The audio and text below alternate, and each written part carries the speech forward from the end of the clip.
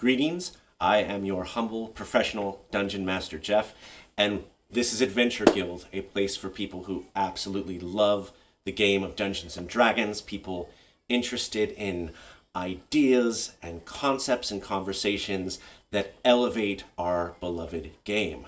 Now, in your games of Dungeons and Dragons, you want your players to be jonesing for your story, absolutely eager to get back to the table to find out what's going to happen next. Today, I'm going to share with you what I think is probably my best method for getting my players hooked on my stories. And speaking of players, I think you guys are going to want to stick around too and hear this out. I would be very interested to hear down below in the comments players who have had Dungeon Masters use some of this technique or what they would think of Dungeon Masters using it. So I invite you all to stick around as I humbly present to you what I call the Luke, I am your father method. Now, one of the most misquoted lines of all time, certainly in sci-fi, but I like it. It makes me happy, so I'm going to go with it. Today, we are going to go over the first 3 steps in this 5-step method. So let's get into it, guys. The Luke, I am your father method. All right, so step 1. Find the key hook in your player's backstory. So what is a key hook? What do I mean by this? At the beginning of your campaigns, your players are going to come at you with various versions of backstories for their characters. Some people will write you up 10 pages in a Word doc. Some people will just send you a few paragraphs through Discord. Some people will just excitedly talk on and on about some of the elements of their character's backstory. Players get really excited about this stuff. And step 1 is all about realizing that this is gold. When a player writes up a backstory, comes up with a backstory and shares it with you, it is giving you probably the biggest tell, the most important clue to what that character is really interested at in a campaign. And you can't just leave that on the table. It's surprising to me how much this stuff gets thrown aside or sort of disregarded and doesn't get a chance to be a part of the main campaign. So step 1 is all about looking at the backstory of each one of the characters in your campaign and identifying what you think is the most interesting part in that backstory, the juiciest bit, the thing that is most intriguing, or the thing that really inspires you and gets your creativity going. Now, what I call this is the key hook in a player's background story. You want to identify that. Let me give you some examples. So let's say Calidor, the barbarian. Calidor's village was destroyed by a dragon, according to his backstory. That's damn interesting. That's the kind of thing that could shape a character's perspective on life, that could shape your campaign. Another example, a warlock, Irina, notes in her backstory how she was kidnapped, forced to join a cult which worshipped a strange otherworldly being, and forced to make a pact with that being eventually before she escaped.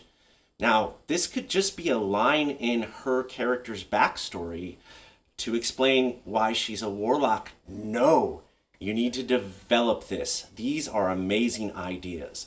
So the key idea here is the idea of a key hook in each one of your players' backstories.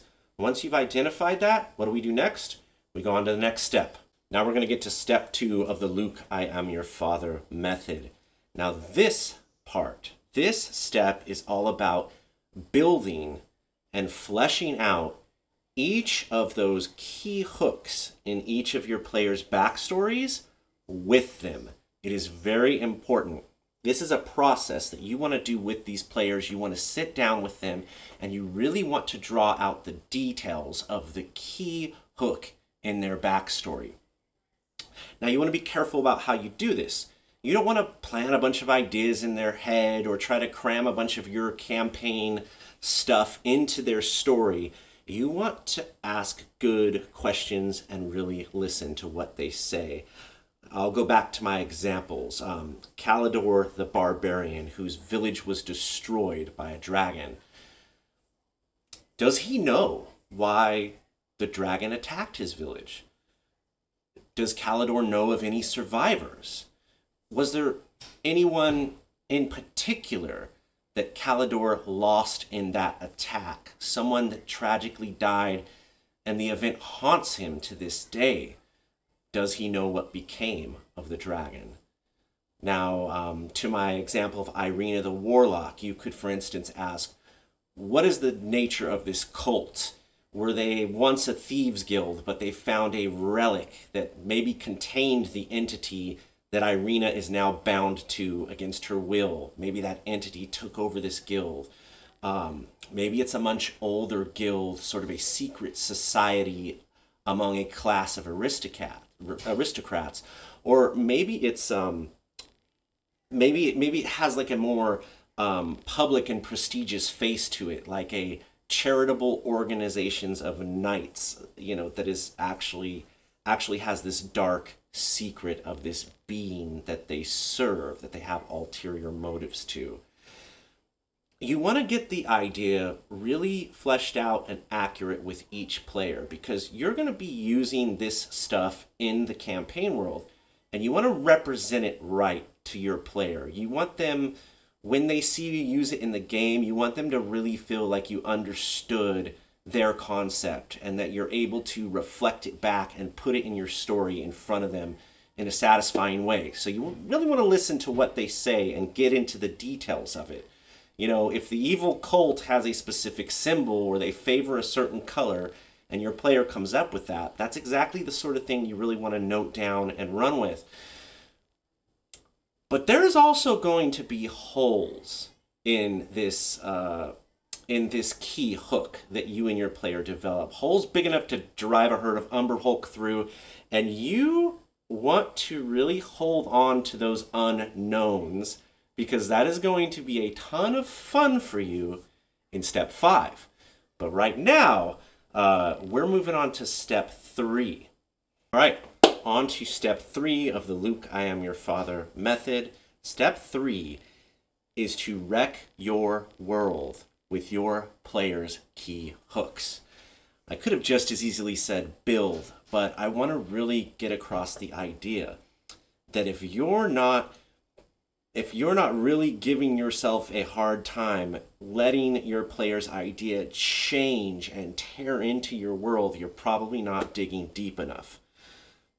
We dungeon masters spend a lot of time creating and planning for games before we even invite people to play in a session. Long before the first session, we are already dreaming up the concepts. We're creating villains and villages. We are thinking about how we want our adventure to start, the inciting incident.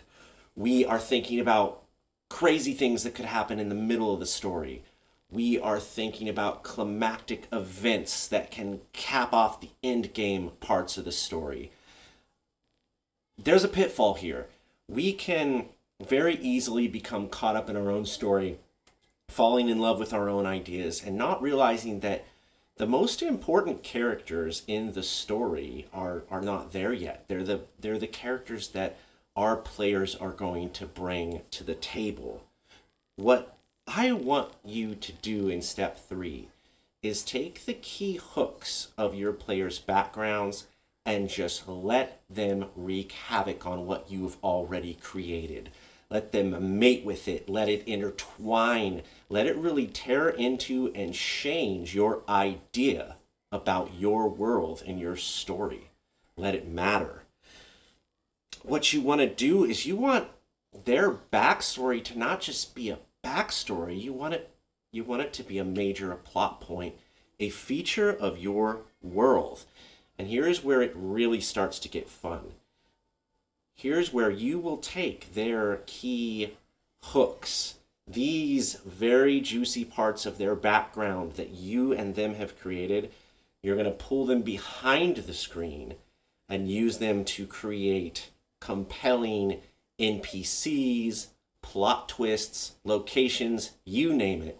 We are going to go over that in the next video, where I go over steps 4 and 5 in the Luke, I am your father method.